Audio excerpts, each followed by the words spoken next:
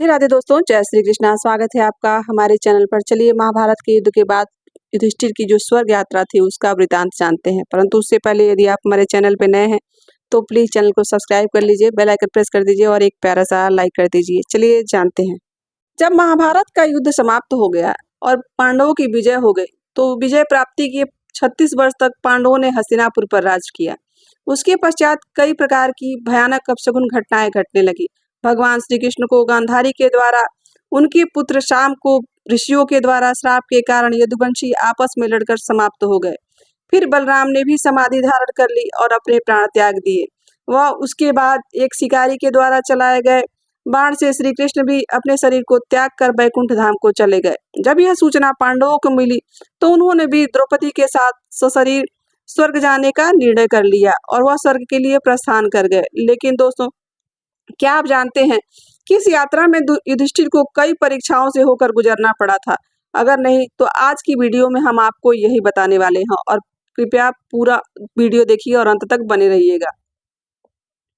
स्वर्ग की यात्रा पर निकलने से पहले युधिष्ठिर ने अपने छोटे भाई युत्स, जो कि धृतराष्ट्र का ही पुत्र था, उसको बुलाकर राज्य का संपूर्ण कार्यभार सौंप दिया और अभिमन्यु के पुत्र परीक्षित को राज्याभिषेक कर दिया।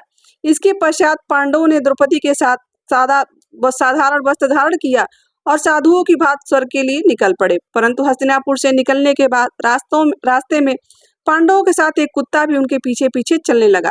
यह देखकर अर्जुन, भीम, नकुल, सहदेव सभी को बड़ा ही आश्चर्य हुआ। तब युधिष्ठिर ने उन्हें बताया कि यह मेरा स्वामी भक्त कुत्ता है। फिर पांचों पांडव द्रौपदी सहित अनेक तीर्थों और नदियों, समुद्रों, रेतों को पार करते आगे बढ़ने लगे। फिर एक दिन वह चलते चलते लाल सागर तक जा पहुंचे। परंतु अपनी अंतिम यात्रा के समय भी अर्जुन अपने गांडीव धनुष और अक्षय तर्कस का लोभ त्याग नहीं कर पाए थे। इसी कारण से वह लाल सागर के पास जब पहुंचे तो वहां पर अग्निदेव प्रकट हुए और उन्होंने अर्जुन से गांडीव धनुष और उनके अक्षय तर्कस का त्याग करने को कहा। तब अर्जुन को ना चाहते हुए भी इन दोनों का त्याग करना पड़ा। फिर पांडवों ने पृथ्वी की परिक्रमा पूरी करने के लिए उत्तर दिशा की ओर का यात्रा का प्रारंभ किया। इस तरह से यात्रा करते करते पांडव हिमालय तक पहुंच गए।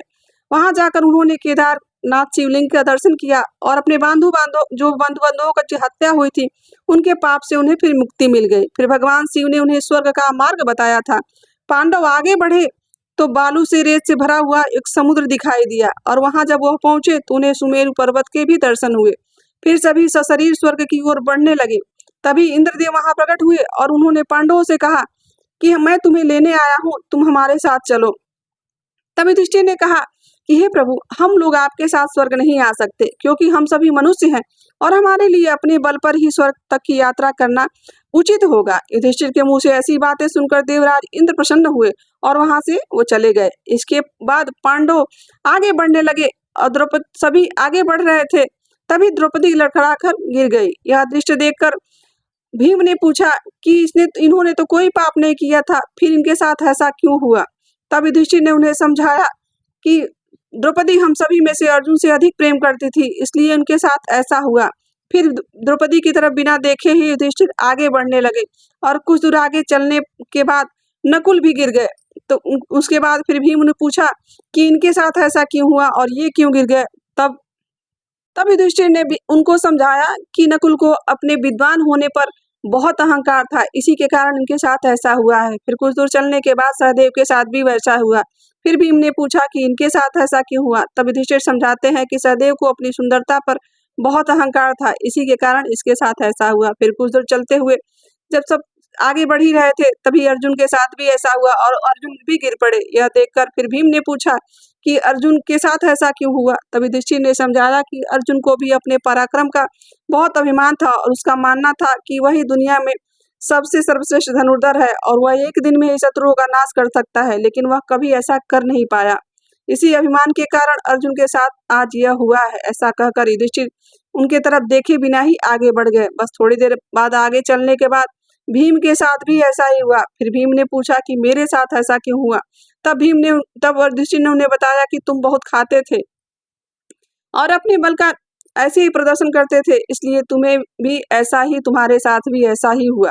ऐसा कहकर युधिष्ठिर फिर आगे की तरफ बढ़ पड़े और सिर्फ दो ही लोग बचे थे। एक तो वह स्वयं थे और उनके साथ वो जो स्वामी भक्त कुत्ता था, वह दोनों साथ चलते चलते थोड़ी देर बाद वह स्वर्ग के रास्ते पर पहुंच गए।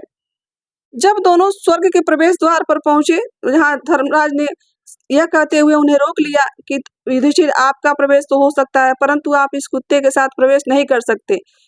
तब युधिष्ठिर ने कहा कि यह कुत्ता मेरा परम भक्त है, इसलिए मैं इसके बिना, यह मेरे साथ पूरे स्वर्ग के रास्ते में आया है और मैं इसके बिना अंदर प्रवेश नहीं कर सकता, मैं इसको साथ ही लेके जाऊंगा।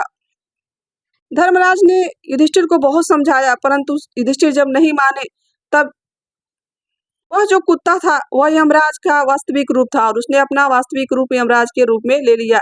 यह देखकर युधिष्ठिर जब उसकी तरफ देखे तो उन्हें पता चला कि यह तो काल के देवता यमराज ही हैं, जिसे वह अपना स्वामी भक्त कुत्ता समझ रहे थे। वास्तव में वह काल के देवता हैं। युधिष्ठिर अपने धर्म से स्थित देखकर यमराज यानी धर्मराज बहुत प्रसन्न हुए। इसके बाद धर्मराज युधिष्ठिर के अपने साथ ले गए, परंतु जब युधिष्ठिर वहां पहुंचते हैं तो उन्हें यह देखकर बड़ा ही आश्चर्य हुआ कि वहां के सिंहासन पर भी दुर्योधन ही बैठा था।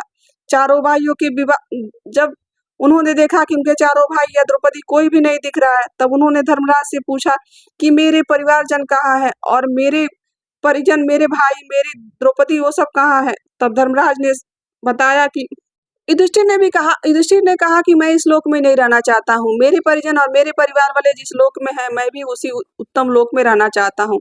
तब वहां पर सभी देवता उपस्थित हो गए और वहां पर उन्होंने युधिष्ठिर से कहा कि चलिए, अगर ये आप इस लोक में नहीं रहना चाहते हैं तो हम आपके भाइयों के पास आपको पहुंचा देंगे। युधिष्ठिर इसी उद्देश्य के साथ चल पड़े। उसके बाद देवदूत युधिष्ठिर को ऐसे मार्ग पर लेके गया जो बहुत ही दुर्गम और खराब था। उस मार्ग पर चारों ओर घोर अंधेरा फैला हुआ था, सभी ओर लाशों का अंबार लगा हुआ था, जिसके बहुत भयानक दुर्गंध आ रही थी। इसके अलावा लोहे वाले चोंच के गिद्ध वहां मंडरा रहे थे। वह पत्र नामक एक नर्क था, वहां से इतनी दुर्गंध आ रही थी। उसे तंग आकर युधिष्ठिर ने उनसे पूछा कि ये आप किस मार्ग पर मुझे लेकर आए हैं और कितनी दूर मुझे जाना पड़ेगा अपने भाइयों से मिलने के लिए। इस बात को सुनकर देवताओं ने कहा कि यदि आप थक गए हो तो आप निश्चय कर लीजिए कि आप यहाँ से वापस लौटनेंगे। यह सुनकर युधिष्ठिर ने कहा कि ठीक है, मैं यहाँ से वापस लौटता हूँ। युधिष्ठिर वहां से वापस लौटने लगे तो उन्हें दुखी लोगों की आवाज सुनाई देने लगी। कोई व्यक्ति उन्हें बार बार करुण क्रंदन करके उन्हें पुकार रहा था, कुछ देर वहीं रुकने के लिए कह रहा था।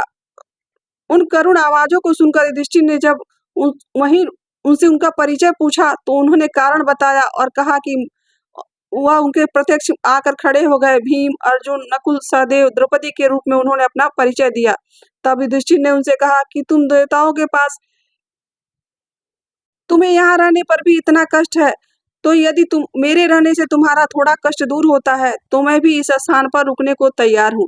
यह कहकर युधिष्ठिर वहीं रुक जाते हैं। फिर क्या था, फिर सभी देवता वहां पर उपस्थित हो जाते हैं और देवताओं के आने से सुगंधित हवा चलने लगती है और चारों ओर का वातावरण बदल जाता है। तब धर्मराज युधिष्ठिर पूछते हैं कि मैंने तो कोई पाप कर्म नहीं किया था, फिर मुझे यह पाप दुख क्यों भोगना पड़ा। तब धर्मराज उन्हें समझाते हैं कि आपने एक बार झूठ बोला था, अश्वत्थामा मरने की बात आपने बोली थी और उसी समय भगवान श्री कृष्ण के द्वारा शंख बजाए जाने के कारण आप ही के एक झूठ से द्रोणाचार्य की मृत्यु हो जाती है, इसीलिए आपको कुछ क्षण के लिए यह परिणाम स्वरूप यह नर्क भोगना पड़ा। फिर उसके पश्चात तेज गंगा की धार में युधिष्ठिर स्नान करते हैं और अपना मानव शरीर त्याग देते हैं और एक दिव्य शरीर धारण कर लेते हैं। इसके बाद वह भगवान शिव की स्तुति करते हुए उस स्थान पर वहां पहुंच जाते हैं जहां उनके चारों भाई आनंद पूर्वक विराजमान थे। फिर वहां युधिष्ठिर ने भगवान श्री कृष्ण के दर्शन किए। फिर उन्होंने देखा कि अर्जुन स्वयं इंद्र के तरह खड़े थे। युधिष्ठिर को आया देख भगवान श्री कृष्ण अर्जुन से उनका स्वागत करने के लिए कहते हैं। उसके बाद उनकी दृष्टि भीम पर पड़ती है और भीम का शरीर वायु देवता के समान होता है। कर्ण को देखते हैं, कर्ण सूर्य के समान चमक रहे होते हैं। और फिर वह नकुल और सहदेव को अश्विनी कुमारों के रूप में देखते हैं। देवराज इंद्र ने युधिष्ठिर को बताया कि यह जो आप देख रहे हैं यह देवी लक्ष्मी, यह लक्ष्मी की स्वरूप ही द्रौपदी थी और उन्हीं का जन्म द्रौपदी के रूप में हुआ था। इसके बाद इंद्र ने महाभारत युद्ध में मारे गए सभी वीरों के बारे में युधिष्ठिर को विस्तार से बताया। इस प्रकार युधिष्ठिर अपने भाइयों एवं अन्य संबंधी को वहां देखकर बहुत प्रसन्न हुए। तो दोस्तों, यह थी महाभारत के अंत के बाद जब युधिष्ठिर और पांचों पांडवों की स्वर्ग यात्रा होती है उस समय का वृतांत। आशा करती हूँ कि आपको आज की वीडियो ज्ञानवर्धक लगी होगी और यहाँ तक बने रहने के लिए आप सभी का दिल से आभार। मिलते हैं किसी ऐसी कहानी और कथा के साथ फिर से आपको। राधे राधे, जय श्री कृष्णा।